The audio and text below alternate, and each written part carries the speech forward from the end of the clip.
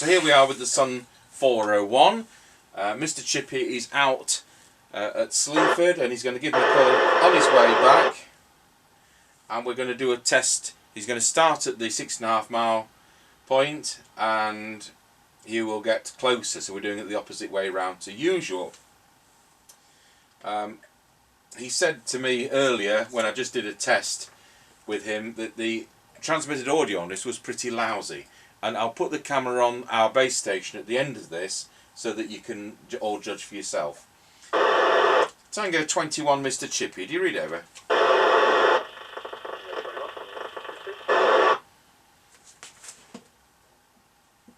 Yeah, Tango 21, are you in position, over?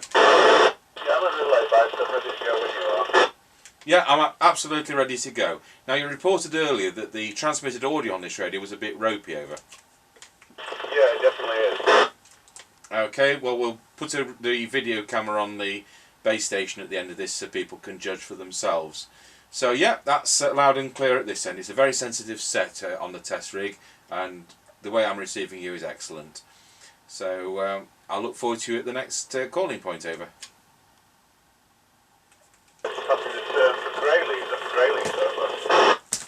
You loud and clear from Grayleys.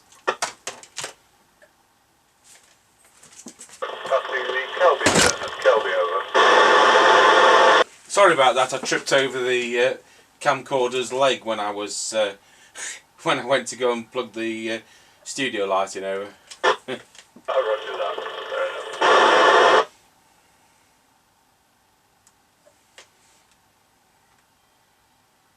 So his next call will be from Rossby level crossing. That puts him then about 4 miles. Roger, got you at Wilsford level crossing. That's what I meant to say, Wilsford level crossing. Yeah, it was a bit dull on the front of this radio, so I just put one of the studio lights on just to help, and then I tripped over the camcorder, and then he was calling me and nothing was happening. If you followed the repair on this radio, it was quite extensive. The radio came in just doing 1.5 watts. It is now doing 3.5 watts, which is about on a par with latest model sets. Not quite 4. It doesn't really make much difference, but it's always a shame we can't quite get the full power from them.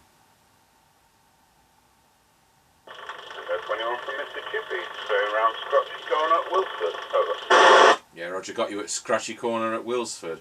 I always know which direction you're going because it definitely is better, which is a bit of an unfair test when you're coming towards me because of the way the ground plane works on the car, with us having been unable to fit that aerial in the centre of the roof, over.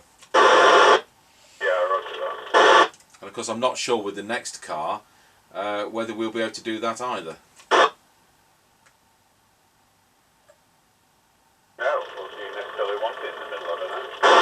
Well, we do want it in the middle for an omnidirectional performance. So he's now going to come up the hill and he should be very much loud and clear as he hits that quarry at the top of Ancaster, between Ancaster and Wilsford. Right, there's the top of the hill before we go down into Ancaster. Okay, you've got about an S8, so that's loud and clear, over.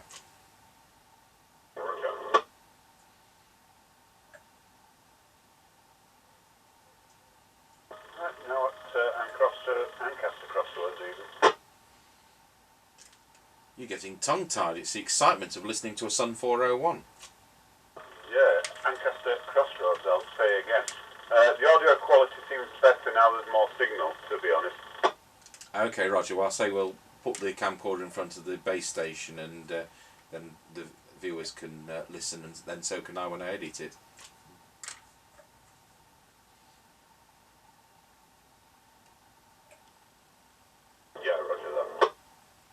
Mind you, of course, if you don't like the audio, you can always use speech processor mics on any of these radios we do tests with.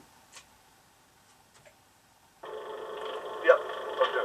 Just coming up to Ancaster service station. It's passing now. What's strange is that this radio has 5 stages of pre-amplification for the microphone and speech processing. So they've gone to a lot of trouble, but it may not be the best result, over. definitely not great, but there you go.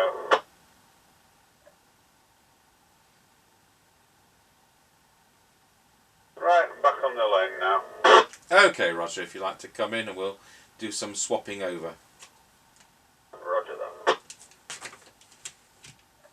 Tango 21, testing the Sun 401, the 1981 Sun 401. This is testing the audio into our Harrier base station. Testing 1, 2, 3, 4, 5, 5, 4, 3, 2, 1. Thank you for watching.